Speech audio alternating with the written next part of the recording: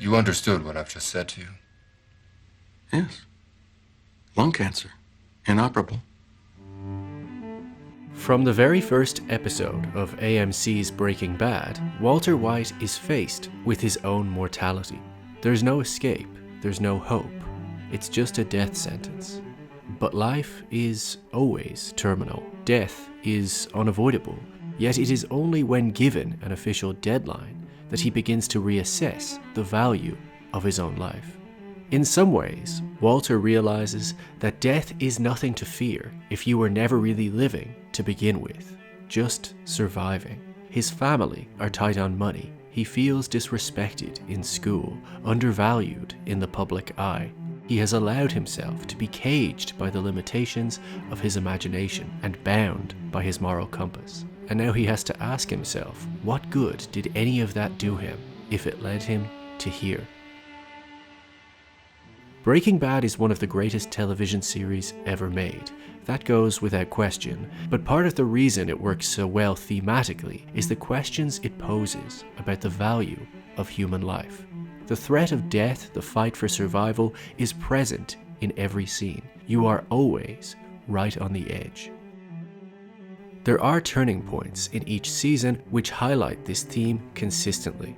In Season 1, after facing up to his own mortality, Walt makes the conscious decision to secretly cook meth to make money for his family, showing that he will now do anything to survive. He doesn't tell his family about his illness and goes out to the desert with Jesse, but due to Jesse's past transgressions, trouble arrives, and Walt is faced with the possibility of being killed and left in the desert. For Walt and Jesse, the decision to take another human life usually passes through two filters. The first filter is pragmatic.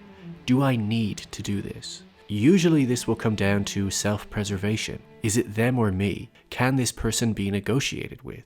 Typically they are forced into a position that they borderline must do it, or either go to jail or be killed.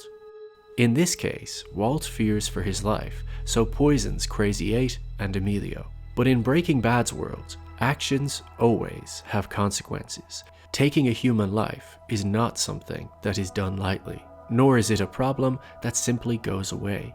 The original decision felt justified, but now, despite Emilio dying, Crazy 8 is still clinging to life, but now has damaged lungs, mirroring Walt's own lung disease.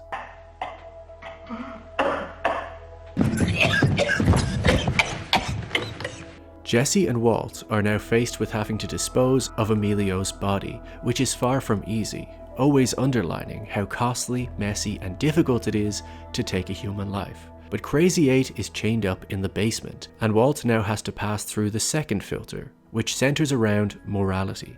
Could I live with myself? Now that the immediate threat of being killed is gone, the justification for taking a life becomes harder.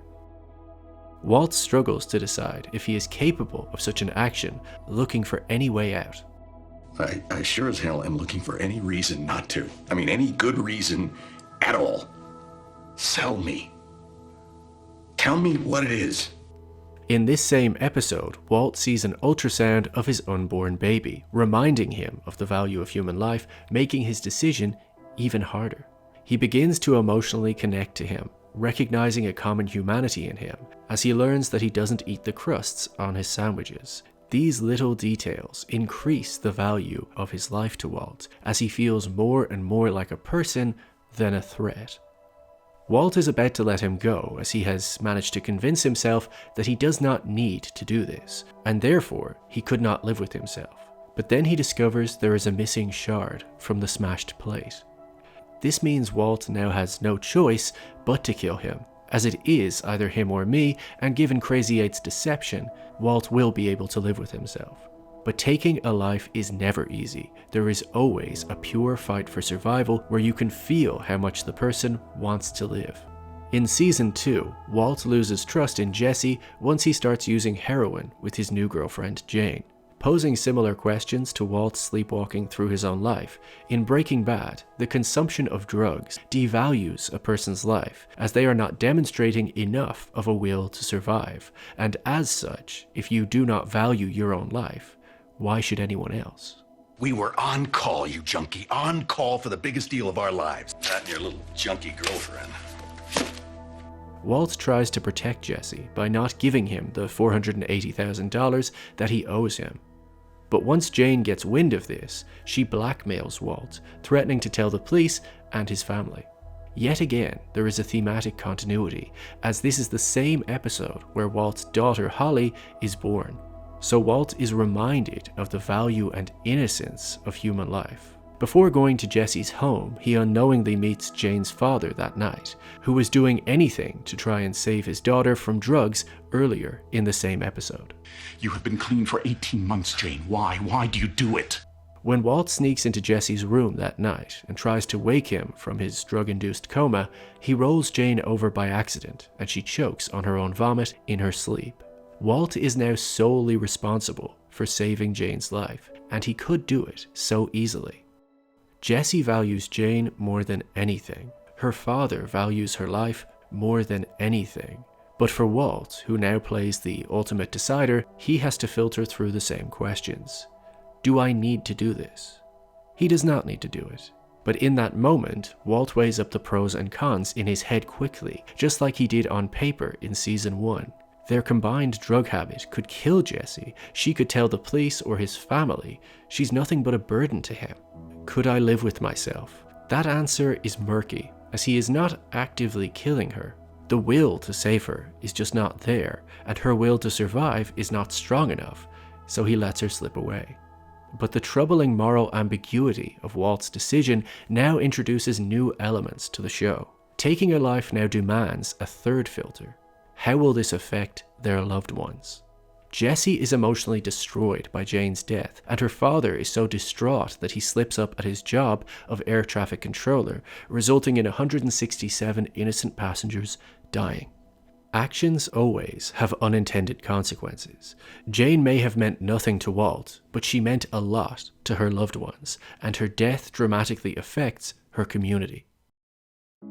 In season 3, Gus begins to view Walt and Jesse's untrustworthiness as a needless risk and burden, so he brings in Gale to learn Walt's cooking methods. This will erase Walt's life's value and allow Gus to dispose of him as he no longer needs him. Walt doesn't hate Gale, there is a mutual respect there, but it is now him or me, so he passes through filter 1 easily. For filter 2, Walt implores Jesse to take Gale's life. I saved your life. Jesse, are you gonna save mine? But Jesse is not built like Walt. He doesn't have it in him to take a human life. I can't do it, Miss Dwight.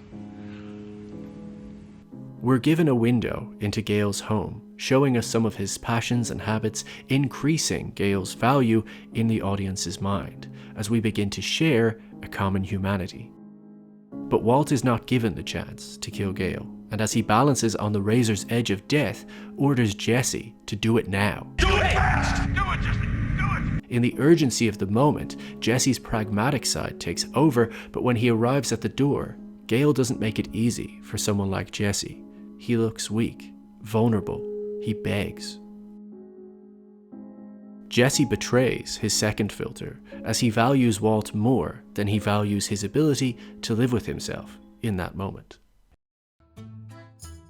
In season 4, the theme of quality of life resurfaces. After Gus risks his own life to poison all of his rivals, he reminds Hector that the Salamanca name will die with him, as his entire family is now dead. So as Walt and Jesse desperately try to figure out a way to kill Gus to save their own lives, Hector becomes the solution.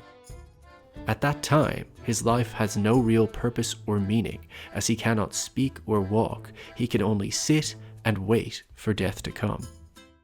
Gus, like always, breezes through filter 1 and 2, but he did not value filter 3 enough, and as a consequence of his actions, Hector now values taking Gus's life away from him more than he values his own survival, which negates all other considerations.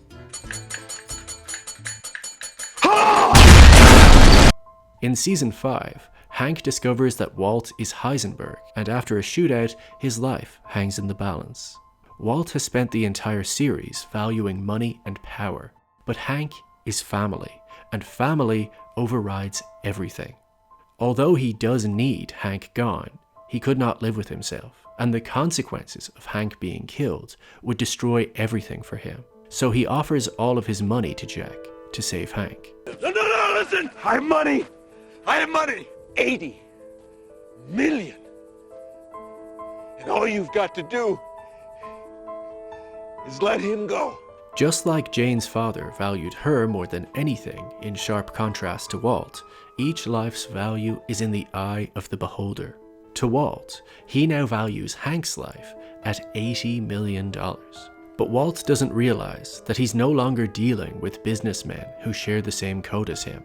Walt thinks everyone can be reasoned with, that money's pragmatic value can be exchanged for life, as that is always how it's worked for him so far. A simple trade. I'm willing to give this to you in exchange for that. But now he's dealing with a different breed of person, and without any filters at all, they're willing to take both. Hank is killed, and Walt's world crumbles before his eyes. Everything he has worked for has been stolen, except for one barrel of cash, and he is directly responsible for Hank's death. The barrels of cash are dug up, and Hank and Gomez's bodies are dumped in the same hole, that location's coordinates now symbolizing where Walt's deepest sins are buried. The consequences of his career are no longer barrels of cash, but the death and destruction of innocent lives. Hank's death is the undoing of everything, as his loved ones are Walt's loved ones, so this affects everyone he values. He loses his position as husband, father, and brother-in-law in an instant, now a source of fear, not love. He is no longer Walter White, he is now viewed only as Heisenberg. In the show's final episode, Walt takes care of his affairs, attempting to in some way right his wrongs. At 52, his life on the run with no family, no business, and only money has no value. The only good he can contribute is to take out his greatest enemies and to save someone's life that he values more than his own, echoing Hector's choice from season 4. Walt is left to die, surrounded by the only thing he loves that still values him, his lab, where he created his life's legacy, which, unlike him, will live forever. Breaking Bad is about the will to survive. In this zero-sum game, the characters are morally tested every step of the way, forced to decide what makes their life worth living, what they can't live with, and what they can't live without, and the price they're willing to pay to maintain that order.